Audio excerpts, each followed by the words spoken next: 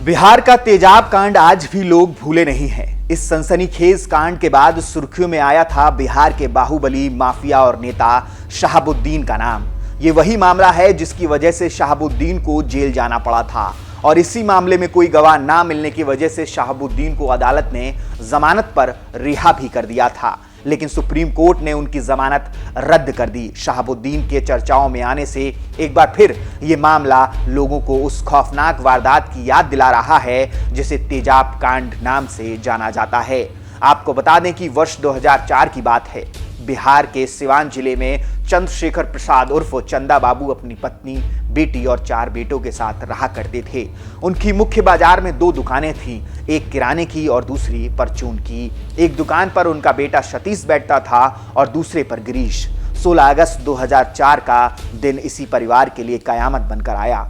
कुछ लोग चंदा बाबू से रंगदारी मांग रहे थे, मगर उन्होंने देने से इनकार कर दिया था। वही लोग उस दिन उनके किराने की दुकान पर जा पहुंचे। दुकान पर उनका बेटा सतीश बैठा था। उन लोगों ने सतीश से रंगदारी के 2 लाख रुपए मांगे। सतीश ने 30-40 हजार रुपए देने की बात कही। रंगदारी वसूलने आए लोग ज्यादा थे, उनके हाथों में हथियार थे। उन लोगों ने सतीश के साथ मारपीट शुरू कर दी। गले में रखी 2 लाख से ज्यादा की रकम भी निकाल ली। सतीश का बड़ा भाई भी वहां आ गया, वो भी सब देखता रहा। पिटने के बाद सतीश घर में गया और बाथरूम में साफ करने वाला तेजाब एक मग में डालकर लाया। सारा तेजाब उसने रंगदारी वसूलने आए बदमाशों पर फेंक दिया। तेजाब के छींटे उसके भाई राजीव पर भी पड़े। इसके बाद वहां भगदड़ मच गई। दुकान पर बदमाशों ने सतीश को पकड़ लिया। उसका भाई राजीव भागकर कहीं छिप गया। फिर उसकी दुकान को लूटा गया। उसके बाद दुकान में आग लगा दी गई। बदमाश सतीश को एक गाड़ी में डालकर अपने साथ ले गए। दूसरी दुकान पर बैठे गिरीश को इस बारे में कोई जानकारी नहीं थी। कुछ देर बाद उसके पास भी हथियारबंद बदमाश पहुंचे और उसे भी वहां से अगवा कर लिया गया।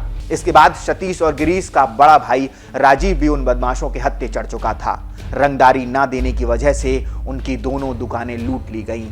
फिर तीनों भाइयों को एक जगह ले जाया गया जहां राजीव को रस्सी से बांध दिया गया।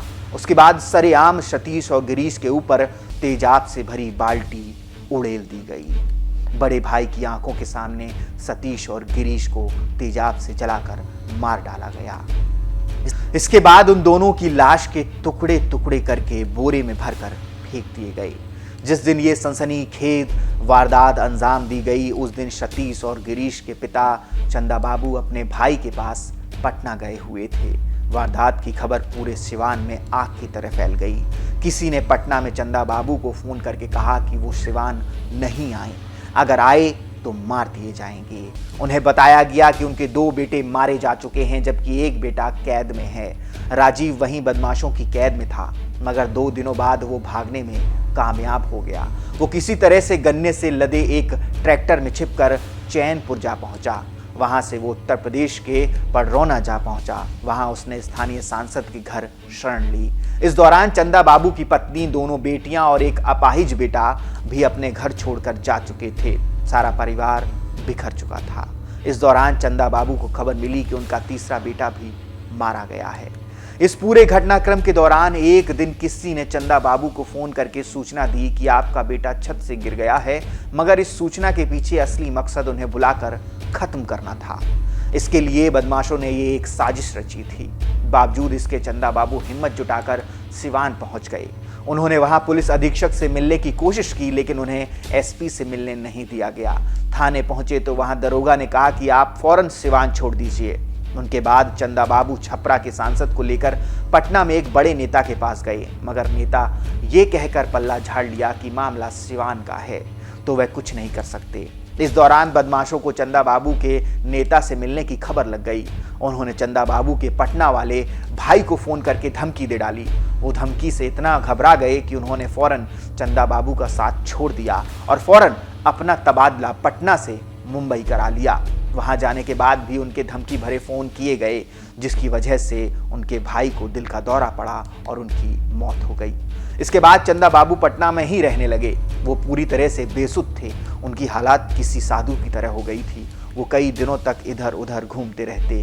बाद में एक विधायक ने उन्हें शरण दी। इस बीच चंदा बाबू को पता चला कि उनका बेटा राजीव अभी भी जिंदा है।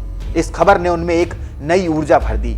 इसके बाद पटना में ही चंदा बाबू किसी तरह एक बार फिर सोनपुर के एक बड़े नेता से मिले, उनसे सुरक्षा दिलाने की गुहार लगाई। नेता ने मदद का आश्वासन दिया और बिहार के डीजीपी नारायण मिश्र को निर्देश दिया। डीजीपी ने आईजी को पत्र लिखा, आईजी ने डीआईजी को और फिर डीआईजी ने एसपी को पत्र लिखा, मगर हुआ कुछ नहीं। चंदा बाबू निराश होकर दिल्ली चले गए। वहां उनकी मुलाकात राहुल गांधी से भी हुई, मगर केवल आश्वासन मिला। हिम्मत करके चंदा बाबू फिर सिवान आए। एसपी के पास जाने का मन बनाया, मगर उनका कोई रिश्तेदार या दोस्त उनके साथ जाने को तैयार नहीं हुआ। जब कुछ नहीं हुआ तो चंदा बाबू अकेले ही एक सुबह एसपी से मिलने उनके घर जा पहुंचे। एसपी से मिलकर उन्होंने सुरक्षा की गुहार लगाई। डीआईजी की चिट्ठी भी एसपी को दी, मगर एसपी ने भी चंदा बाबू को सिवान छोड़ देने की बात कही। निराश होकर चंदा बाबू फिर से डीआईजी ए के बैग से मिलने पहुंच गए। डीआईजी ने उनकी बात सुनकर एसपी को फटकार लगाई और फौरन सुरक्षा देने के लिए कहा। उसके बाद चंदा बाबू को सुरक्षा तो मिल गई, तब वो सिवान में ही रहने लगे। इसी बीच एक दिन उनका बेटा राजीव भी लौट आया। उसके बाद चंदा बाबू की पत्नी, बेटियां और विकलांग भाई भी वापस आ गए। कुछ दिनों बाद राजीव की शादी हो गई, मगर मुश्किलें अभी खत्म नहीं हुई थी। शादी के 18वें दिन ही 16 जून 2014 को राजीव की सरे राह गोली मारकर हत्या कर दी गई। राजीव अपने भाइयों की हत्या का अकेला चश्मदीद गवाह था। इस बाबत राजीव पहले भी कोर्ट में बयान दे चुका था, तब भी उसे जान से मारने की धमकी दी गई थी। 2004 में तेजाब कांड के नाम से मशहूर सनसनीखेज हत्याकांड में शहाबुद्दीन के खिलाफ आईपीसी की धारा 302 के तहत मामला दर्ज कर लिया गया था, लेकिन गिरफ्तारी नहीं हुई थी। मगर साल 2005 में बिहार का निज़ाम बदला, नीतीश कुमार की सरकार आ गई और शहाबुद्दीन पर सिकंजा कस गया। उसी साल शहाबुद्दीन को दिल्ली से गिरफ्तार किया गया था। तभी से शहाबुद्दीन को कड़ी निगरानी के बीच जेल में रखा गया। वीडियो कॉन्फ्रेंसिंग के जरिए ही अदालत में उनकी सुनवाई होती थी। शहाबुद्दीन को निचली अदालत ने इस बीच कई मामलों में सजा सुनाई। उसके खिलाफ 39 हत्या और अपहरण के मामले थे। 48 में उसे जमानत मिल चुकी थी। 39वां केस राजीव का था, जो अपने दो सगे भाइयों की हत्या का चश्मदीद गवाह था। मगर 2014 में उसकी हत्या के साथ ही शहाबुद्दीन की जमानत का रास्ता साफ हो गया। साल 2016 में शहाबुद्दीन को जमानत पर जेल से बाहर निकलने का मौका मिला, लेकिन बाहर निकलते ही उसने बिहार के मुख्यमंत्री नीतीश कुमार पर जुबानी हमला बोल दिया। शहाबुद्दीन ने मीडिया से बातचीत के दौरान नीतीश कुमार को परिस्थितियों का मुख्यमंत्री बता दिया। दरअसल तब बिहार में आरजेडी और जेडीयू गठबंधन की सरकार थी। लालू यादव के समर्थन से नीतीश कुमार सत्ता में थे। यही वजह थी कि शहाबुद्दीन का ये बयान काफी सुर्खियों में रहा। हालांकि शहाबुद्दीन के जेल से बाहर आने को लेकर बिहार में जमकर बवाल मचा।